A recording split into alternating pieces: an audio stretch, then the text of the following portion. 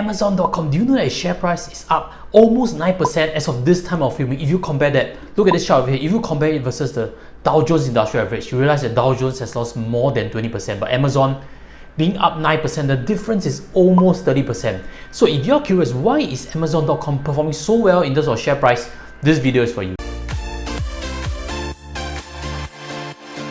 Hi guys, welcome back. Today we're going to talk about Amazon.com, and if you stay to the end of the video, I'll show you something about Warren Buffett. But today, let's start by this chart over here. You realize that Amazon has certain services that's bringing in the money. If you want to invest in Amazon, firstly, you should be confident of its prospects. And this chart clearly shows you how to understand Amazon's business. If you look over here, you realize that online stores, that's where they are doing the Amazon.com. That is their main revenue driver, but it's not its main profitability driver. I'll move to that in the next section. If you see over here, growth for the online stores is 14%.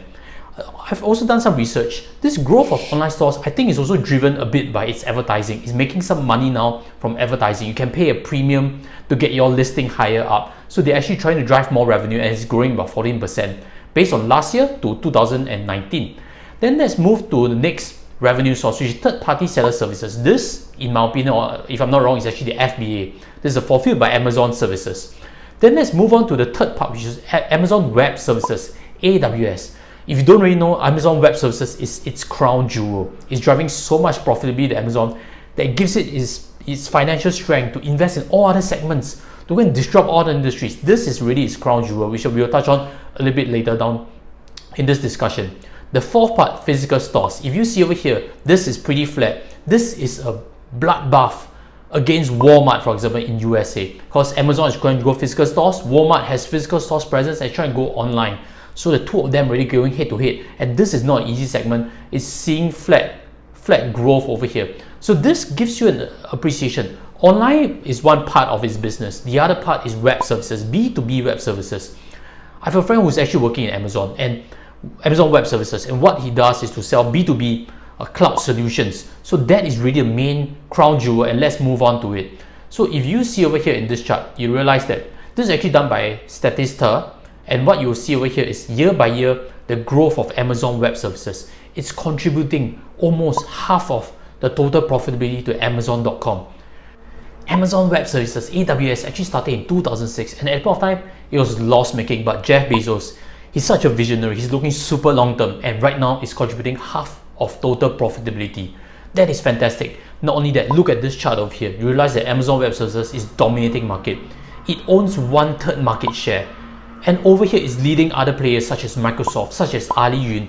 You know, Singapore, for example, where the government agencies are concerned, at least, they're definitely not going to choose something like Ali Yun, which is linked, into China. There's always concern about privacy and stuff. That's commonly known.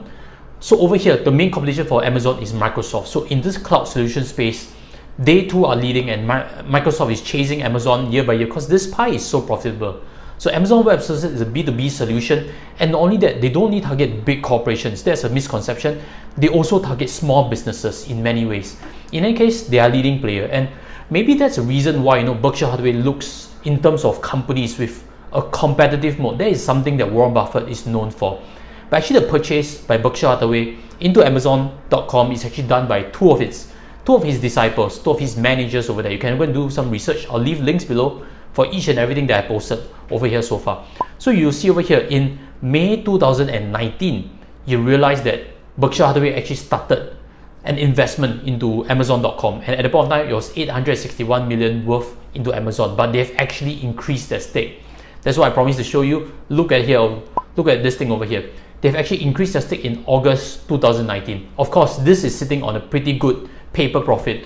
So again, although Amazon is having a PE ratio of more than 70 at this point of time, Warren Buffett also mentioned any investment is always a value investment. You have to believe that it's going to grow in terms of revenue, it's going to grow in terms of profitability. You are buying it at a cheap price. So 70 times PE is very unusual, but it's bought by his two disciples. So what do you think of Amazon.com listed as AMZN? So do you think that it's a good buy or not a good buy at all? Because again, Amazon.com is undoubtedly a great company, but a great company does not mean a good investment, because you can be investing at the wrong price. You can be investing in a business that in future may see some turbulence.